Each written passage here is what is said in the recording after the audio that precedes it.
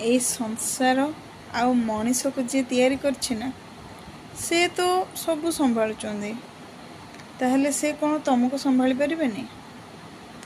ସବୁ ସମୟ ଆସେ ଏମିତି ବିତିଯାଏ। ଦୁଃଖ ସମୟ ଆସିଛି, ସିଏ ବି ବିତି ଯାଇଛି। ସୁଖ ବି ଆସିଛି, ସେ ବି ବିତି ଯାଇଛି। ଦୁଇଟା କଥା ସାଙ୍ଗରେ କେବଳ ଗୋଟିଏ ସମାନ, ସମୟ ବିତି ଯାଇଛି। ଚିନ୍ତା କାହିଁକି କରୁଛନ୍ତି? ଯିଏ ଆସୁଛି, ଯିଏ କରୁଛି, ଯିଏ କରଉଛି, ଯିଏ ସମସ୍ୟା ଉତ୍ପନ୍ନ ବି କରୁଛି, ସେ ସମାଧାନ କରିବା ବି ଜାଣିଛି।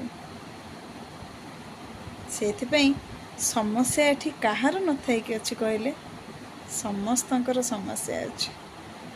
ସୁଖୀ ଲୋକର ବି ଅଛି, ଦୁଃଖୀ ଲୋକର ବି ଅଛି, ଧନୀର ବି ଅଛି, ଆଉ ଗରିବର ବି ଅଛି। ଆମେ ତ ଆଜି ନହେଲେ କାଲି ନିହାତି ମରିଯିବା, କିନ୍ତୁ ଯେଉଁ ସମୟ ବିତି ଯାଇଛି ତାକୁ ତ ଆମେ ଆଉ ଫେରେଇ ଆଣିପାରିବାନି। ସେଥିପାଇଁ ଦୁଃଖ କାହିଁକି କରିବା?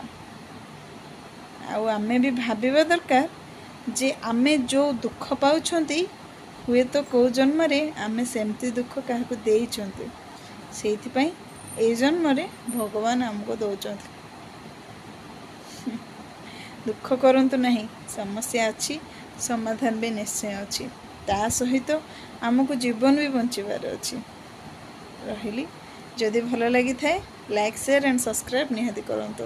ଆଉ ଆପଣଙ୍କ ମତାମତ ବି କ'ଣ କମେଣ୍ଟରେ ନିହାତି ଜଣାନ୍ତୁ। ଜୟ ଜଗନ୍ନାଥ।